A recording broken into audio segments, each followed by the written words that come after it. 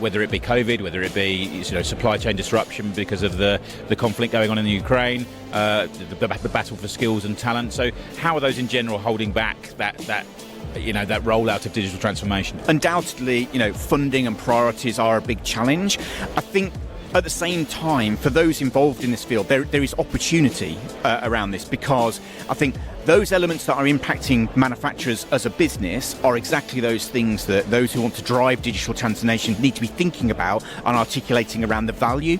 So even with something like inflation and what that's kind of doing in terms of increasing the cost of labour, cost of materials, the resilience challenges we've seen that have meant that people have held inventory for longer than they might normally have, all of those are business problems that digital can help resolve. I think there's an element about keeping an eye on what those business challenges are, and we as practitioners in digital manufacturing and smart factory need to be attuned to those and helping our business stakeholders address them.